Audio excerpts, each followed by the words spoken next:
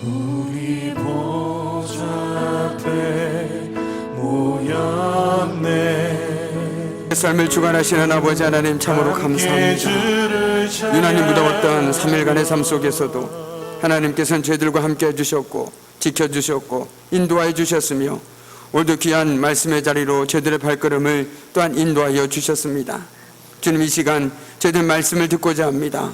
하나님의 은혜를 다시 한번 깨닫길 소망합니다. 그 마음으로, 겸손한 마음으로 주님 앞에 나왔사오니 저희들의 마음을 열어주시고 이 시간 하늘의 신령한 것들로 채워주셔서 다시 우리의 영과 육이 회복되어지는 복된 시간 되어질 수 있도록 하나님 복을 내려 주시옵소서. 감사드리며 예수 그리스도 이름으로 간절히 기도드립니다. 아멘. 우리 시간 다 함께 찬송가 361장, 찬송가 361장 함께 찬송하겠습니다.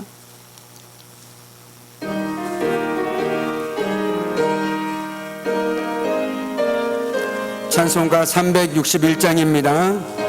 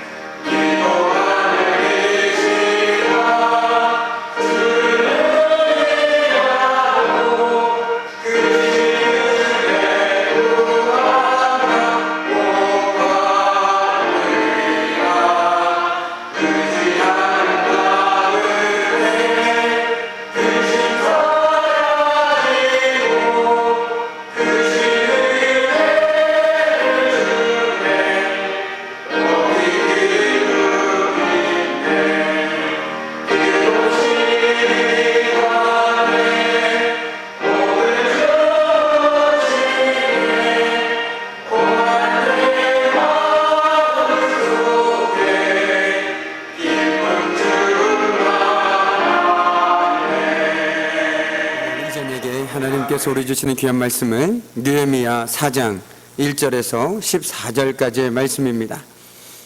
느헤미야 4장 1절에서 14절까지의 말씀, 제가 가진 성경은 구약 731쪽에 있습니다. 느헤미야 4장 1절에서 14절까지의 말씀, 구약성경 731쪽에 있습니다. 우리 이 귀한 말씀을 한 절씩 교독하도록 하겠습니다. 산발랏이 우리가 성을 건축한다 함을 듣고 크게 분노하여 유다 사람들을 비웃으며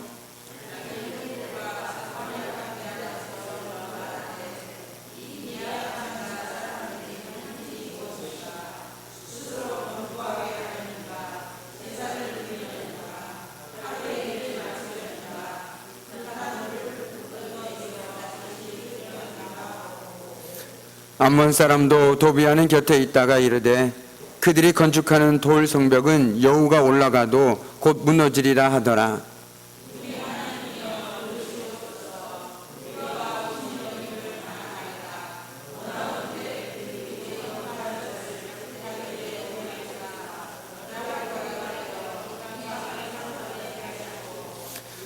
주 앞에서 그들의 악을 덮어두지 마시며 그들의 죄를 도말하지 마옵소서. 그들이 건축하는 자 앞에서 주를 노하시게 하였음이니이다 하고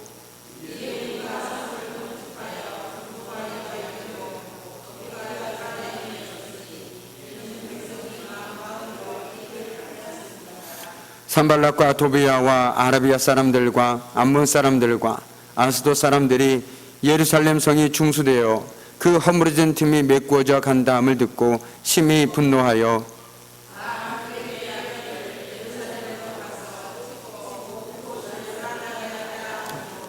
우리가 우리 하나님께 기도하며 그들로 말미암아 파수꾼을 두어 주야로 방비하는데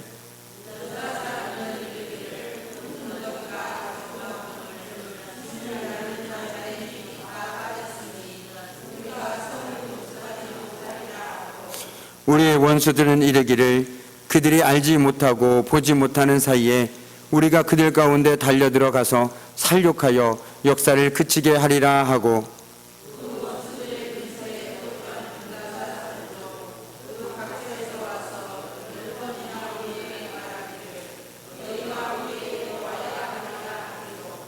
내가 성벽 뒤에 낮고 넓은 곳에 백성이 그들의 종족을 따라 칼과 창과 활을 가지고 서 있게 하고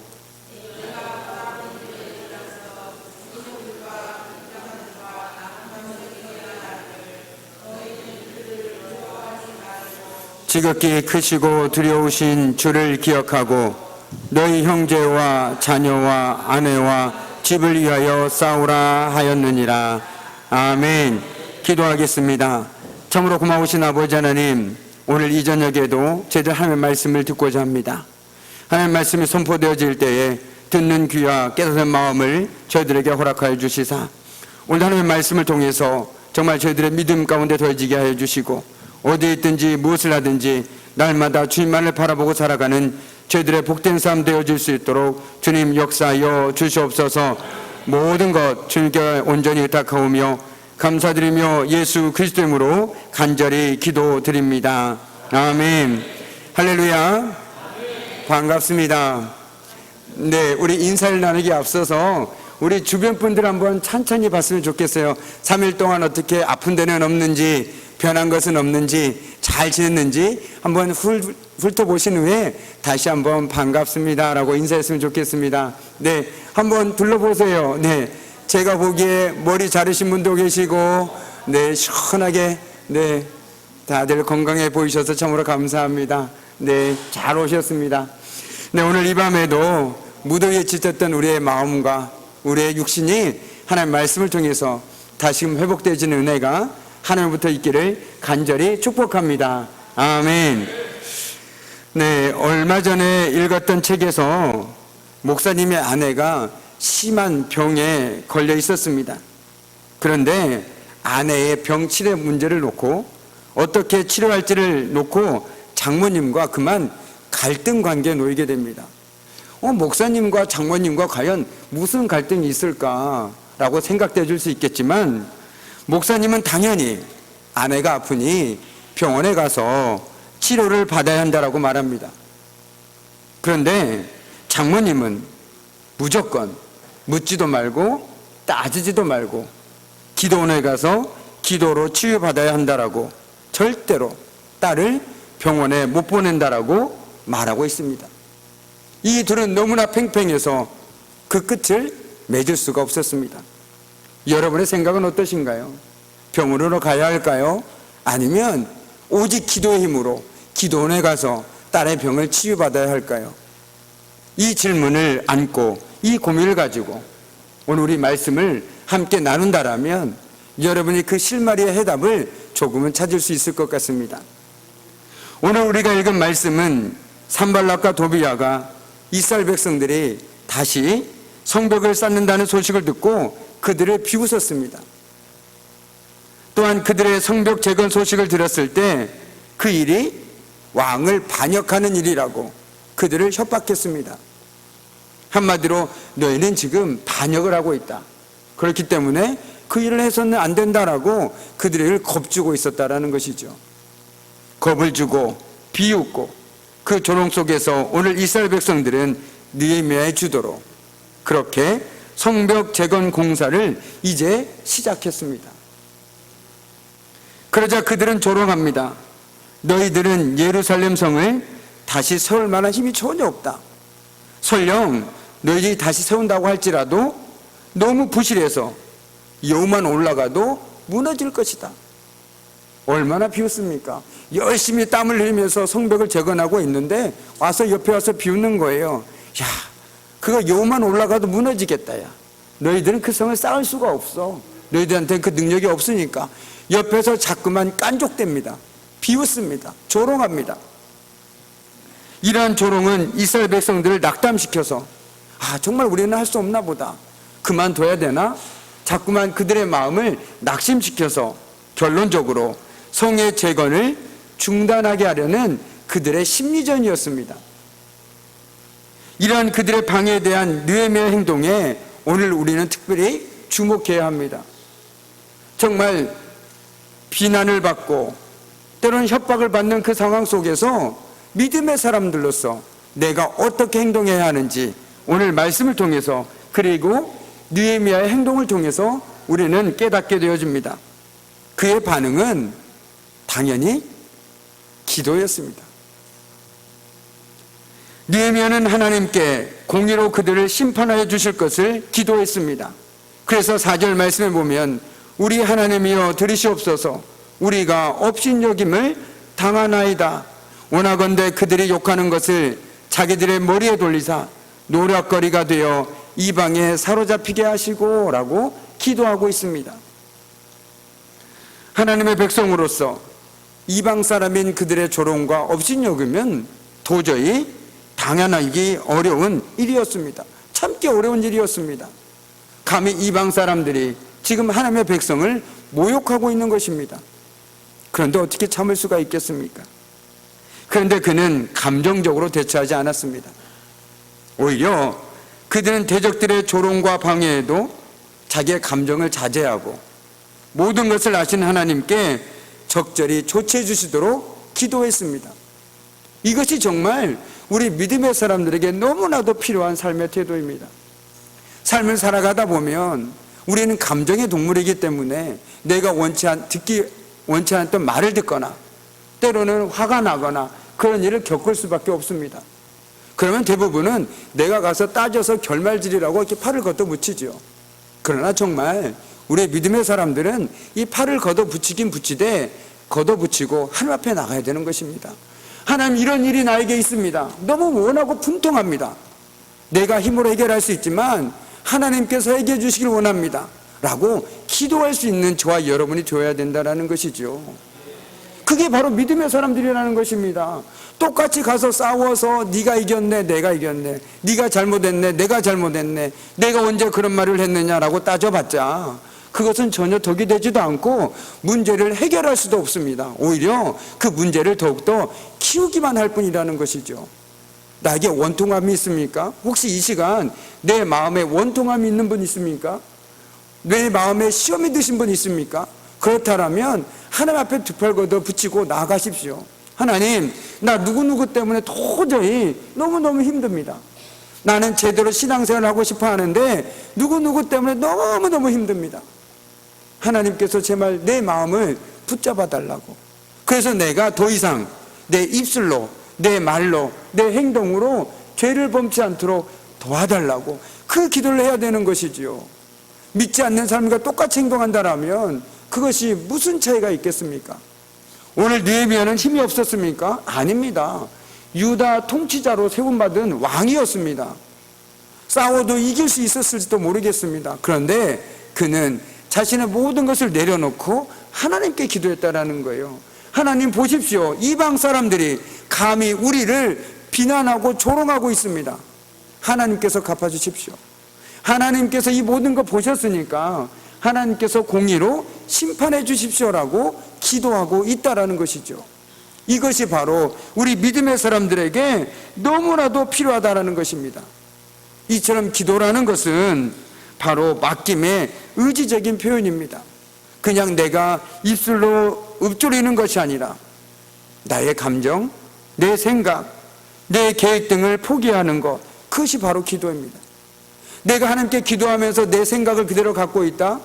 그건 나 혼자 기도에 만족하는 것 뿐입니다. 내 기도가 깊어지면 깊어질수록 내 생각은 점점 사라지게 됩니다. 그리고 뭐가 들어옵니까? 하나님의 마음과 하나님의 뜻과 하나님의 생각들이 내 마음을 지배하기 시작한다는 것이죠. 그래서 내가 기도의 영성이 깊어질수록 마음이 겸손해질 수밖에 없습니다. 내가 정말 아무것도 아닌데 뭔가 대단한 사람처럼 생각하고 살았구나. 그렇기 때문에 기도를 하면 할수록 내가 어떤 존재인지 깨닫게 되고 내가 하나님의 도우심 없이는 살아갈 수 없다는 것을 또한 알게 됩니다. 그렇기 때문에 기도하면 할수록 겸손해질 수밖에 없는 것이죠. 그러면서 바라기는 정말 저는 새벽마다 수요 기도회마다 우리 성도님들 기다리고 있습니다. 왜 기다리냐고요? 정말 하나님 앞에 나와서 기도하는 그 부르짖음 소리가 이 성전을 떠나갈 듯 했으면 좋겠습니다. 주님, 주님의 도우심이 필요합니다. 주의 도우심 없이는 내가 살아갈 수 없네요. 정말 그 울부짖음의 소리가 새벽마다 이 성전을 떠나갈 듯 울려 퍼졌으면 좋겠습니다. 그래서 날마다 목사님 아니면 하나님께서 내 기도에 응답해 주셨습니다라는 그 기쁜 소식들을 들을 수 있다면 그것만큼 행복한 일이 있을까요? 아이고 못 살겠네, 더워서 죽겠네, 정말 살맛 안 나네, 이런 소리보다 정말 힘들지만 그래도 하나님 때문에 살맛 나는 세상이네요. 참 목사님 참 그래도 하나님 은혜 때문에 나는 오늘도 참 감사하게 살았습니다. 덥지만 그래도 참 감사하네요. 이런 말을 주고받을 수 있다라면 그것만큼 행복한 인생이 또 어디 있겠습니까? 그것은 바로 내가 기도할 때 그 삶들이 시작된다라고 저는 믿습니다. 제가 기도할 때 내 생각들은 점점 지워집니다. 그리고 더 중요한 건 뭐냐면 정말 내가 아무것도 아니라는 것을 깨닫게 됩니다. 내가 뭔가 대단한 것 같고 내가 뭔가 가진 것 같고 그 마음들이 점점 깨져버릴 수밖에 없습니다. 기도를 하면 할수록 정말 내가 하나님의 도우심 없이는 단 1분 1초도 살아갈 수 없다는 것을 깨닫게 되는 것이죠. 그렇기 때문에 겸손할 수밖에 없지 않겠습니까? 그러면서 기도라는 것은 단순히 나의 소원만을 쭉 아뢰는 것은 아닙니다. 더 나아가서 하나님께 나의 마음과 생각을 집중하는 것입니다. 그렇게 우리의 기도가 깊어질수록 우리는 하나님의 마음에 더 민감하게 반응할 수밖에 없는 것이죠. 하나님의 마음으로 우리의 삶을 비춰보게 됩니다. 기도를 하면 할수록 이건 하나님의 뜻이 아닌 것 같은데 내가 하나님께 또 입술로 죄를 저질렀구나, 이건 하나님의 말씀과 반대되는 것들인데 내가 잘못 살았구나, 그러면서 회개하게 되고 자꾸만 내 마음과 생각이 하나님께로 향하게 된다라는 것이죠. 이것이 바로 기도하는 사람들에게 주어지는 놀라운 은혜라고 저는 믿습니다. 내가 기도하다 보면 물론 내가 기도하는 것들이 이루어지지 않을 때도 있습니다. 그러나 이미 그 과정 가운데서 내 마음이 하나님의 마음과 같아진다라면 그것보다 더 큰 기도의 응답이 있을 수 있을까요? 없을 것입니다.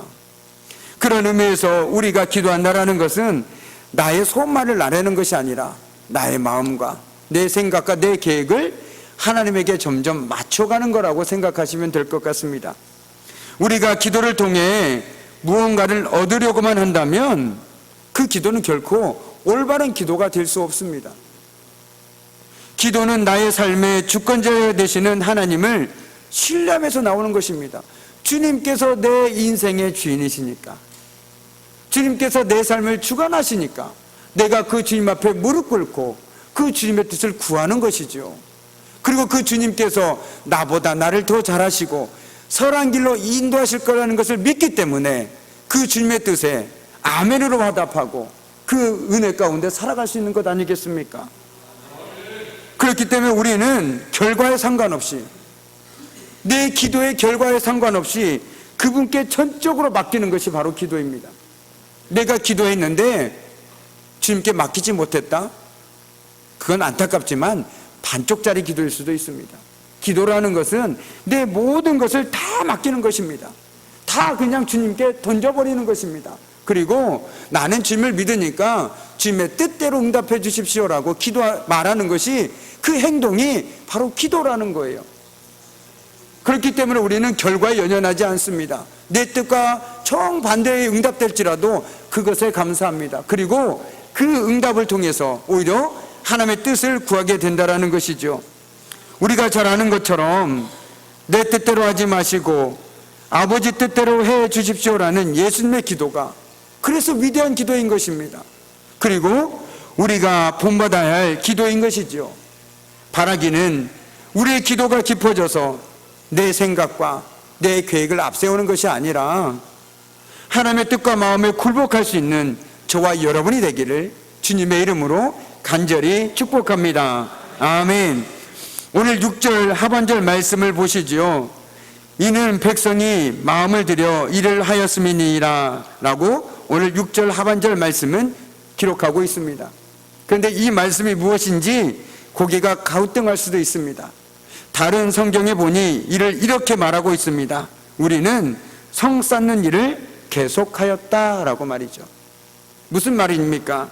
느헤미야는 기도만 하는데 그치지 않았습니다.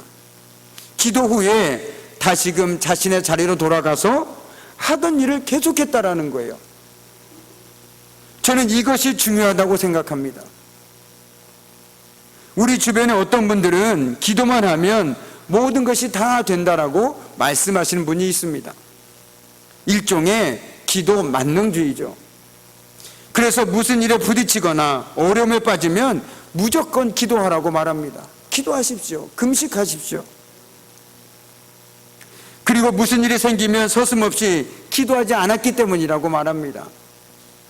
그런데 정말 기도하지 않았기 때문에 그런 일들이 생긴 걸까요?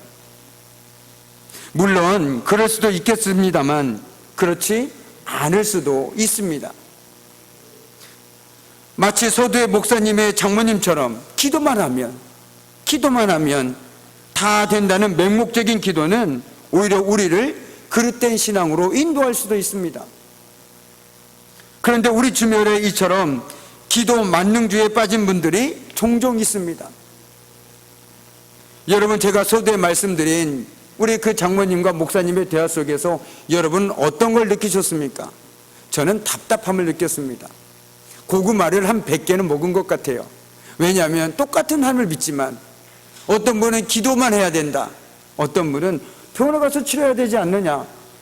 여러분의 답은 다 다를 수도 있지 모르겠습니다. 그러나 정말 중요한 것은 하나님께서 의사를, 지혜를 주신 것도 하나님 아니시겠습니까? 그렇다면 당연히 병원에 가서 치료를 받아야죠. 그리고 치료를 못 받는다는 그 이상이 넘어선 것들은 하나님께 기도해야 되는 것 아니겠습니까? 내가 할 수 있는 것은 하고 그 넘어선 것들을 하나님께 맡기는 것이 기도이지, 내가 할 수 있는 것조차 하지 않고 기도만 한다고 해서 되는 것 아니지 않겠습니까? 그런데 많은 분들이 내가 할 수 있는 것조차 하지 않으면서 기도만 하는 분들이 있습니다. 그것은 올바른 기도가 아닙니다.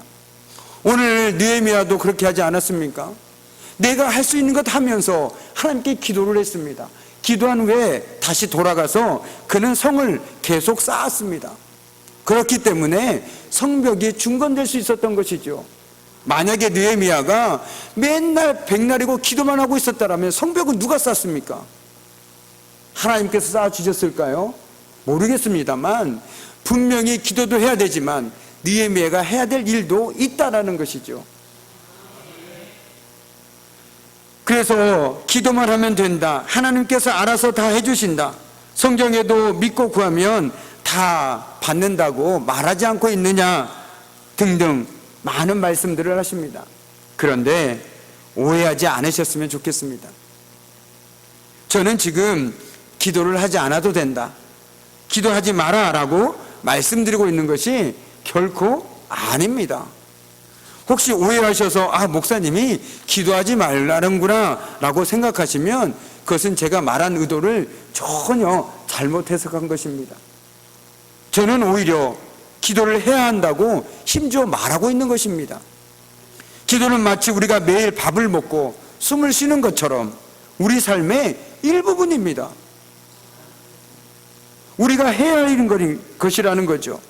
우리가 이 땅에서 삶을 살기 위해서 먹고 마시는 것이 당연한 것처럼 기도하는 것은 이 땅에 사는 동안 우리에게 당연한 것입니다. 꼭 해야 되는 것입니다. 그러나 기도만 해서는 안 되는 것이고, 기도를 한 후에 내가 할 수 있는 부분들은 내가 감당해야 된다는 것이죠. 제가 서두에 말씀드린 그 장모님 역시 믿음으로 하나님을 바라보고 하나님께서 치유해 주실 거라는 그 믿음 때문에 그렇게 고집을 피웠을 거라고 생각되어집니다. 그러나 안타까운 것은 병원에 진료를 하고 난 후에 그 이후에 우리의 능력이 벗어난 부분들에 대해서는 또 다양한 방법들을 통해서 기도하면서 치유되는 부분들도 분명히 있겠지요. 그러나 이것을 아예 다 빼버리고 기도에만 한다라면 그것은 잘못된 믿음이라는 것입니다.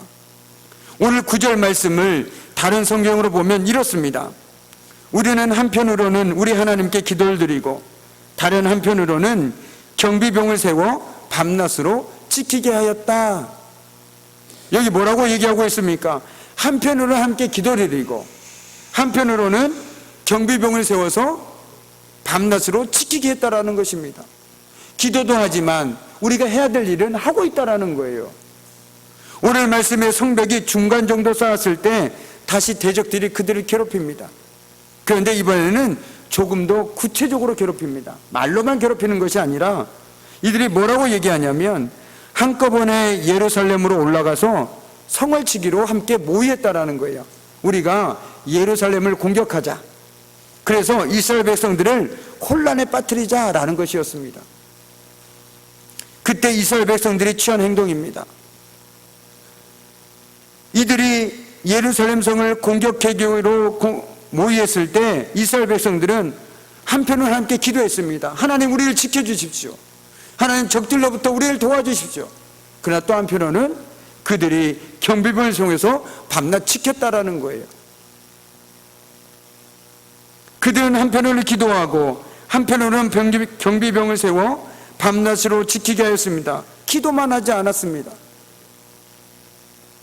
그들은 그들이 할 수 있는 적극적인 행동을 취했습니다. 그것이 바로 경비병을 두어서 밤낮으로 지키게 하는 것이었습니다. 느헤미야는 대적의 위협에 기도를 하며 하나님의 도우심을 간절히 구했습니다. 누구보다도 뜨겁게 간절하게 기도했을 것입니다. 뿐만 아니라 그는 할 수 있는 최선을 다해서 실제적인 대책과 대안을 세워서 대적을 물리치는 지혜를 발휘했습니다. 물론 하나님께서 지혜를 주셨겠죠. 저는 이것이 진정한 기도라고 생각합니다. 그런 의미에서 본다면 믿음의 사람들은 그 누구보다도 최선을 다해서 살아가는 사람들입니다. 자신이 해야 할 일을 최선을 다하며 동시에 기도하면서 그 결과를 온전히 주님께 맡기고 살아가는 사람들이라는 것이죠. 제가 한 예를 들어보겠습니다. 여기에 고3 수험생이 있습니다. 고3 수험생이 공부를 전혀 하지 않습니다. 그런데 하는 것이 딱 한 가지가 있습니다. 밤낮 기도하는 것입니다. 하나님, 저 서울대 들어가게 해주십시오. 저 좋은 데 들어가게 해주십시오. 하나님께서 저 들어가게 해줄 줄 믿습니다. 밤낮 기도만 했습니다. 어떻게 될까요? 학생은 당연히 자신이 공부를 하고 그 결과를 기도하면서 준비해야 되는 것 아니겠습니까? 하나님은 기도만 한다고 해서 네가 너무 믿음이 좋구나, 너를 서울대 보내줘야겠다, 공부도 하지 않은 애를 보내주실까요? 저는 그런 하나님이라고 생각하지 않습니다. 내가 해야 할 일을 하면서 기도를 해야 되는 것이지, 내가 할 수 있는 일조차 하지 않으면서 기도한다고 하나님께서 기도에 응답해 주신다? 그것은 하나님을 잘못 알고 있는 잘못된 신앙에서 비롯된 것이죠. 자신의 삶을 대충 살면서 막연히 하나님께서 다 해주실 거야. 에이, 하나님께서 지켜주시겠지. 하나님께서 채워주실 거야. 걱정하지 마. 우리 결코 굶주리지 않아. 하나님께서 먹여주시고 입혀주신다고 말씀하지 않으셨나? 우리는 다 채워주실 거야 하면서 자기는 배짱이처럼 그냥 놀기만 합니다. 물론 하나님께서 은혜로 채워주신 부분도 분명히 있을 것입니다. 그러나 우리는 우리가 감당해야 할 부분도 있다라는 것을 정말 깨달아야 된다라는 것이죠. 그러면서 기도해야 되는 것이지, 기도만 한다고 해서 모든 것이 다 되어진다라면 우리 다른 거 할 필요 없습니다. 매 성전에 모여서 기도만 하면 됩니다. 365일 다른 것 하지 말고 성전에 모여서 기도만 하면 되지 않겠습니까? 근데 결코 그렇지 않지 않습니까? 우리가 반드시 기도는 필요합니다. 그러나 우리가 해야 할 일들을 분명히 해야 한다라는 것이죠. 여호수아 1장에 보면 여호수아는 이스라엘 백성들에게 요단강을 건너 가나안 땅에 들어갈 테니 양식을 준비하라고 이야기합니다. 그런데 왜 여호수아는 요단강을 건너는데 다른 것도 아니고 양식을 준비하라고 했을까요? 다리나 뗏목을 만들기 위해 나무를 잘라오라고 시키지 않고 왜 양식을 준비하라고 했을까요? 먹고 사는 문제가 중요해서일까요? 모르겠습니다. 그런데 가만히 생각해 보면 새로운 땅에 들어가게 되면 그들은 지금 당장 먹고 살 것들을 준비해야 합니다. 필요합니다. 왜요? 그들은 낯선 땅에 들어가지 않습니까? 지금까지 익숙한 땅을 떠나서 낯선 땅에 들어가는데 당장 필요한 것이 먹고 사는 것이라는 것이죠. 그래서 그들에게 양식을 준비하라는 것이었습니다. 이스라엘 백성들은 어쨌든 그들이 준비해야 할 것은 오직 양식을 준비하는 것이었습니다. 이스라엘 백성들은 자기들의 힘으로는 도저히 요단강을 건널 수 없다는 것을 잘 알고 있었습니다. 그래서 어떻게 강을 건널 것인지 결코 질문하지 않았습니다. 그것은 질문할 필요가 없었습니다. 이처럼 그들은 자기들이 할 수 없는 것을 고민하는 대신에 자기들이 할 수 있는 것을 준비했습니다. 하나님의 일은 하나님께 돌리고 내가 할 수 있는 일, 그것을 하는 것이 바로 기도라는 거예요. 아무리 기도를 해도 쉽게 상황이 나아지지 않을 수 있습니다. 마음이 답답함과 삶의 문제들이 해결되지 않을 수도 있습니다. 오히려 더 악화되어질 수도 있죠. 나는 하나님께 기도하는데 정말 간절히 부르짖음에 불구하고 내 상황은 점점 악화되어질 수가 있습니다. 그런데 오늘 말씀을 보십시오. 10절입니다. 유다 사람들은 이르기를 흙무더기가 아직도 많거늘 짐을 나르는 자의 힘이 다 빠졌으니 우리가 성을 건축하지 못하리라. 상황은 좀처럼 나아지는 것 같지가 않습니다.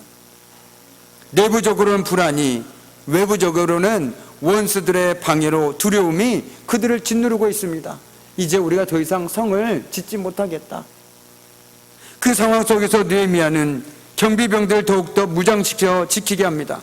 그리고 두려움에 떨고 있는 이스라엘 백성들에게 이렇게 말하죠. 그것이 바로 14절 말씀입니다. 우리 14절 말씀을 함께 읽겠습니다. 14절 말씀입니다. 귀족들과 민장들과 남은 백성에게 말하기를 너희는 그들을 두려워하지 말고 지극히 크시고 두려우신 주를 기억하고 너희 형제와 자녀와 아내와 집을 위하여 싸우라 하였느니라. 아멘. 두려움에 매여 있는 그들을 흔들어 깨웁니다. 그리고 뭐라고 얘기했냐면 결론적으로 딱 한 말이었어요. 그게 뭐였냐면 주님을 기억하라. 주님을 기억하라. 지극히 크시고 두려우신 주를 기억하라. 이것이 바로 느헤미야가 지금 힘들어 지치고 있고 두려움에 빠져 있는 이스라엘 백성들에게 한 결정적인 한마디였습니다. 우리 삶에도 때론 우리가 이해할 수 없는 일들이 일어날 때가 있습니다. 정말 그럴 때가 있죠. 그럴 때 우리는 먼저 주님을 기억해야 합니다. 하나님 앞에 나아가 기도해야 합니다. 기도라는 것도 내가 주님을 기억할 때만 기도할 수 있는 것이지, 주님을 기억하지 못하는데 어떻게 기도할 수 있겠습니까? 특별히 저희가 새벽마다 시편을 묵상하고 있는데 다윗을 가만히 보면 하나님께 어떻게 그 모든 상황 속에서 기도할 수 있었을까? 그 해답은 바로 그가 날마다 하나님의 은혜를 기억하고 살아갔다는 거예요. 아, 그때 하나님께서 날 도와주셨으니까 지금도 하나님께서 날 도와주실 거라는 그 확신이 있었기 때문에 그는 모든 상황 속에서 기도할 수 있었습니다. 그것이 바로 시편에서의 다윗이 기도할 수 있는 이유였다라는 거예요. 바꿔 얘기한다면 저와 여러분이 기도하지 못한 이유가 무엇일까요? 그것은 바로 우리가 하나님을 기억하지 못하기 때문입니다. 하나님의 은혜를 기억하지 못하니까 지금의 문제들 앞에서 하나님 앞에를 기도하지 못합니다. 내 문제가 더 커버리니까 하나님을 기억하지 못하고 기도하지 못한다는 것이죠. 다윗의 믿음, 다윗의 그 담대한 믿음의 결정적인 힌트는 바로 그는 늘 하나님의 은혜를 기억하고 살아갔다라는 거예요. 그러니까 지금도 그 하나님께서 나를 지켜주실 것이다, 보호해 주실 것이다, 인도해 주실 것이다, 담대하게 믿음으로 선포할 수 있었고 기도할 수 있었다라는 것입니다. 저와 여러분이 정말 그 믿음으로 하나님 앞에 기도할 수 있었으면 좋겠습니다. 특별히 무덥고 지치고 정말 말씀 보기도 기도하기도 찬양 듣기도 힘든 이때에 다른 건 다 잊어버려도, 내 이름 석자도 잊어버리고 내 전화번호를 잊어버릴지라도 나에게 베풀어 주셨던 그 주님의 은혜만을 기억하고 살아간다면 우리는 결코 기도하지 않고는 버틸 수가 없을 것입니다. 새벽에 아무리 피곤해도 내가 일어나서 이 자리에 나와 기도로 하루를 시작하지 않을 수가 없다라는 거예요. 왜요? 그 주님이 나를 도와주셨으니까, 그 주님 때문에 내가 지금 살아갈 수 있으니까. 그렇기 때문에 그 주님을 기억하는 사람이라면 나는 어떻게 해서든지 기도의 자리를 사수할 수밖에 없는 거예요. 그게 바로 여러분이 되기를 주님의 이름으로 간절히 축원합니다. 특별히 이 시간도 무덥지만 피곤하지만 오늘도 하나님의 말씀을 사모함으로 이 자리에 나온 우리 귀한 성도님들, 정말 무엇보다도 말씀을 통해서 하나님의 은혜였구나, 내가 지금껏 살아갈 수 있는 것도 앞으로 살아갈 수 있는 것도 모든 것이 하나님의 은혜고 앞으로도 하나님의 은혜로 살아갈 수 있겠구나 라고 고백할 수 있다면 우리는 그 주님께 기도할 수밖에 없는 것이죠. 그 주님의 도우심을 구할 수밖에 없는 것이죠. 저도 마찬가지지만 하나님의 도우심 없이는 우리는 살아갈 수 없습니다. 정말 단 한순간도 살아갈 수가 없습니다. 오늘 말씀처럼 주님을 기억하십시오. 정말 크시고 두려우신 주님을 기억하십시오. 그리함으로써 정말 피곤할수록 힘들수록 또 주님 앞에 나와 기도할 수 있기를 간절히 소망합니다. 그런데 오늘 느헤미야처럼 단순히 내 소원만을 쭉 날려하는 기도에 그치지 마시고 기도 후에 다시 내 삶의 자리로 돌아가서 내가 해야 될 일들을 계속하는 것입니다. 내가 할 수 없는 것들은 끙끙 앓기보다 그냥 하나님께 맡기십시오. 하나님, 이건 내 손을 떠난 일입니다. 저는 할 수가 없네요. 하나님께서 알아서 해주십시오. 그러나 제가 할 수 있는 이 일은 정말 최선을 다하는 것, 이것이 정말 믿음의 사람이라는 것이죠. 그게 정말 하나님께서 기뻐 받으시는 기도로 나오는 사람들의 삶의 태도라는 것입니다. 내가 할 수 없는 일들은 하나님께 과감히 맡겨버리십시오. 그러나 내가 할 수 있는 일들은 내가 정말 최선을 다해서 노력해 주십시오. 하나님께 돌릴 건 돌리고 자기가 할 일은 하는 것, 이것이 바로 기도입니다. 이처럼 기도는 단순히 하나님께 아뢰는 것에 그치는 것이 아닙니다. 기도 후에 나의 삶까지 포함하고 있다는 거예요. 그렇게 기도하는 사람은 모든 것을 하나님께 믿음으로 맡기기에 요란하지도 경거망동하지도 않습니다. 결과에 연연하지도 않습니다.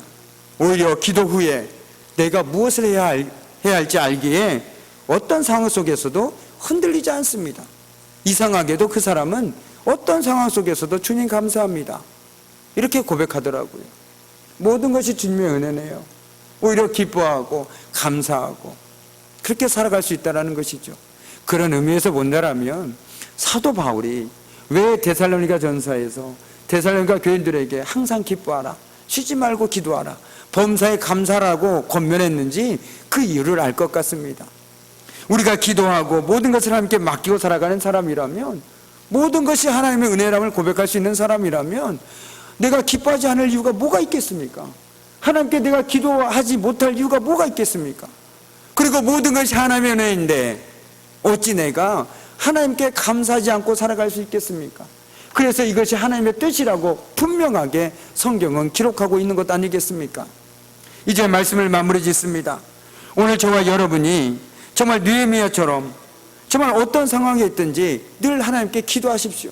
그러나 더 중요한 건 기도 후에 내가 할 일은 내가 하고 내 능력 밖의 일들은 하나님께 과감히 믿음으로 맡기십시오. 그리고 돌아보지 마십시오. 하나님께 온전히 맡기시고 자기 할 일을 묵묵히 해나갔을 때 하나님의 은혜가 저와 여러분의 삶 가운데 넘쳐날 줄 믿습니다. 바라기는 저와 여러분이 날마다 기도의 자리에 결코 포기하지 않고 하나님께 기도함으로써 먼저는 하나님의 은혜를 누리고 내 마음과 내 생각이 아닌 하나님의 마음으로 채워지기를 소망합니다. 그리고 그 마음으로 정말 내가 해야 할 일이 무엇인지 깨닫고 그것들을 묵묵히 감당해 나가는 우리 복된 성도들의 삶이 되기를 주님의 이름으로 간절히 축복합니다. 아멘. 우리 함께 기도하겠습니다. 참으로 고마우신 아버지 하나님 감사합니다. 오늘 느헤미야는 정말 이방 사람들의 비난과 비방 그리고 모진 그 어려움 속에서도 먼저 하나님께 기도했습니다. 그러나 하나님께 기도하고 그치는 것이 아니라 돌아가서 자기가 해야 할 일을 묵묵히 감당했습니다. 주님, 오늘도 저희들 하나님께 기도합니다. 단순히 저희들 소망만을 안 해는 것이 아니라 어딜 하나님께 맡기고 저희들이 할 수 없는 것들은 믿음으로 주님께 맡기고 살아갈 수 있는 복된 믿음의 삶이 되어질 수 있도록 주님 도와주시옵소서. 언제나 주님을 기억하고 살아감으로써 주님 앞에 기도하고 살아가는 저희들의 믿음의 삶이 되어질 수 있도록 주님 도와주시옵소서. 모든 것 함께 온전히 의탁하오며 감사드리며 예수 그리스도로 간절히 기도드립니다. 아멘. 우리 찬송가 365장 함께 찬송하겠습니다. 찬송가 365장 마음속에 근심 있는 사람 주 예수 앞에 다 아뢰어라 함께 찬송합니다.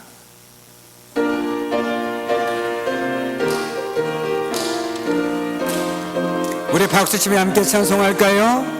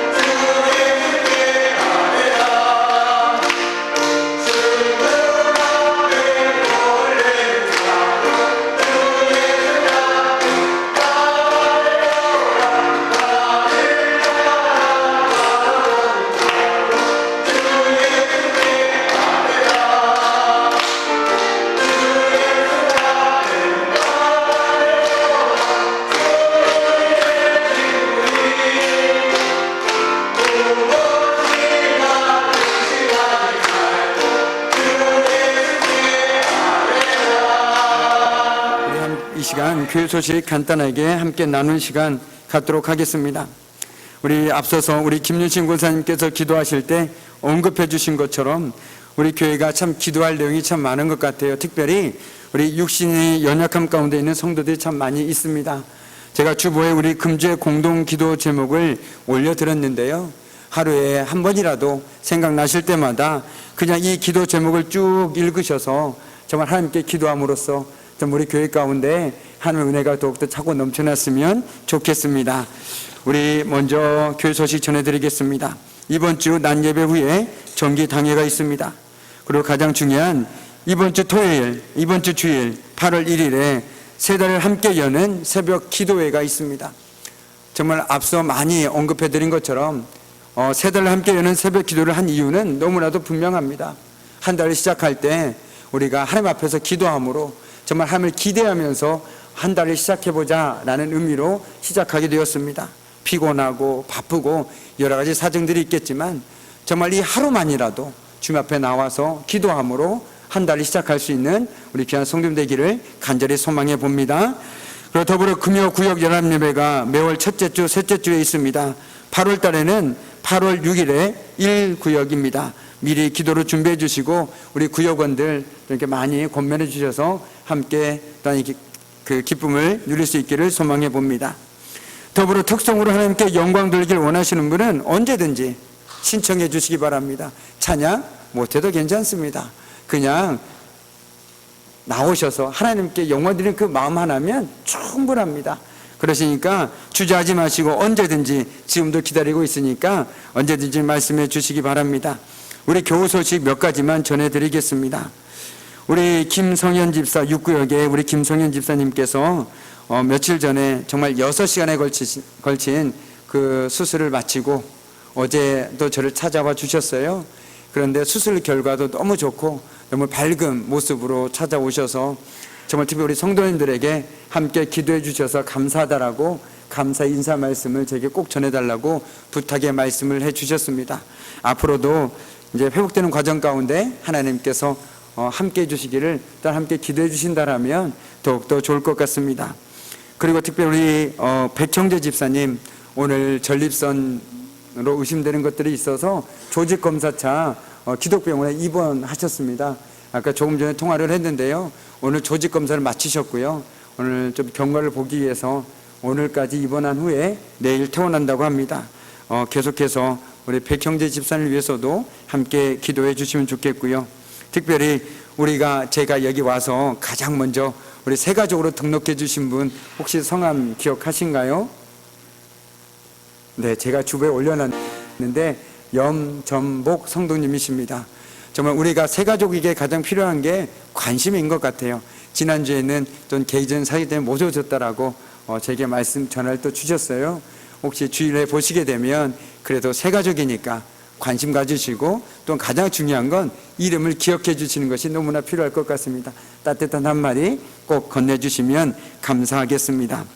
그리고 나머지 교회 소식은 주보를 참조해 주시기 바라겠습니다. 네, 이 시간 제가 축담으로 수요 기도를 마치도록 하겠습니다.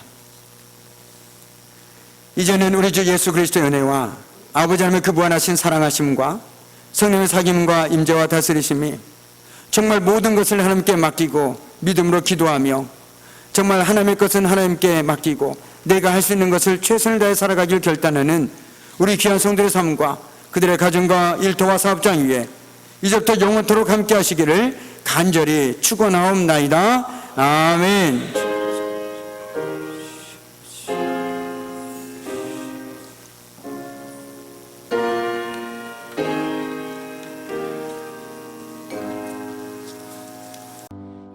여기에 모이는